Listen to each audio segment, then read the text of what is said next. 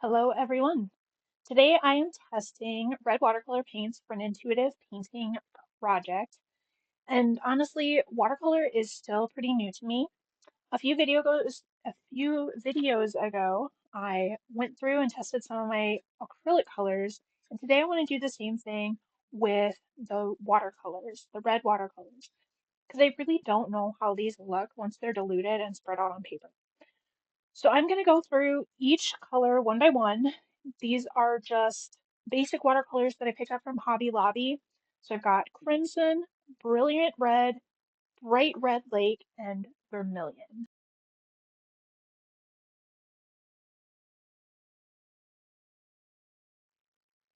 Next, I put about a pea-sized drop of each color into the palette so I can test how they behave with different amounts of water. Right away, I can tell that the crimson is definitely more of a cool red, almost in that magenta realm, while the other three feel much warmer.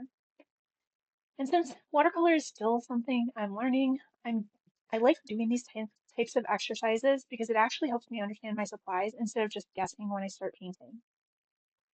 I've gotten into acrylic a little bit more recently, and I use Liquitex acrylics for that, but watercolor is still very much a learning process for me. So if any watercolor enthusiasts are out there watching and you have favorite watercolor brands, definitely leave me recommendations in the comments because I'd really appreciate the feedback.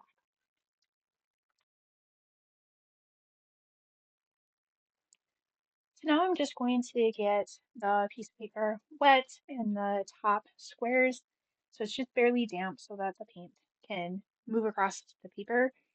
I'm testing each color straight from the paint bottle with only the water that's on the paper added. Honestly, you can tell that I'm definitely learning watercolor based on this video. But part of the reason that I'm doing this is that I recently received an artist grant, and part of that grant involves creating an intuitive paintings.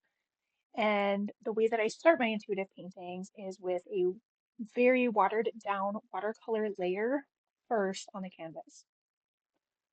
So while these swatches are not even close to the actual finished process, this gives me a starting point for understanding which colors feel warm and which ones feel cool and how transparent they become as I dilute them.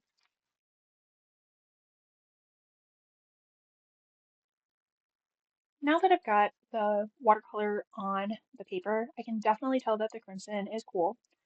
Bright Red Lake and Brilliant Red both feel fairly neutral to warm, and the vermilion almost immediately turns orange once the water is added.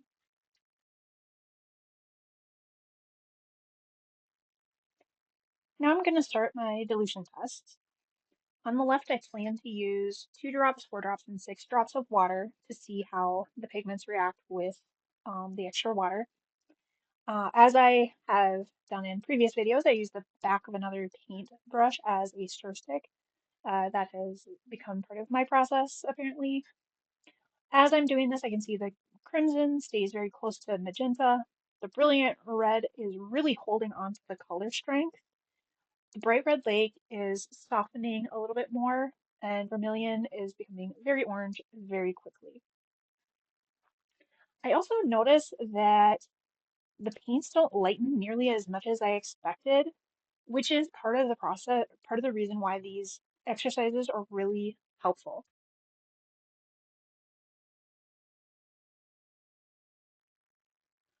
Watercolor behaves pretty differently than acrylic, and I'm still figuring out how much water these paints actually need before they start behaving like soft, transparent watercolor that I'm looking for.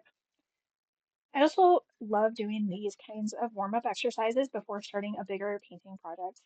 My husband likes to joke that I need to get my head in the game, and honestly, this is me getting my head back into painting after taking a little break recently. So if you're getting into art after some time away, exercises like this are actually really helpful. They're low pressure, they help you reconnect with your materials, and they let you experiment without worrying about making a finished piece.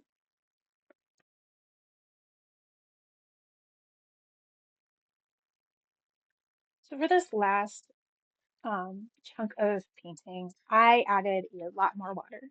So it was supposed to be a total of 6 drops. I ended up adding a total of 9 drops of water, and just to get it watered down enough. Crimson is definitely going to be my cool color. Brilliant Red, Bright Red Lake, and Vermilion are all going to function as my warm colors. And since I approach acrylic paintings with a color palette already in mind, this process is helpful to prep my watercolor wash before I start my acrylic intuitive painting. Now that I kind of have a clearer idea for how these colors mix, I'm going to have a much better idea of um, how to start my intuitive paintings.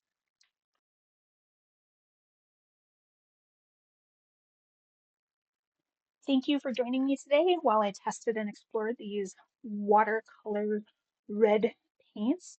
I will see you in the next painting session. Please remember to tell me any watercolor paint brands that you use and like and subscribe. Thanks so much.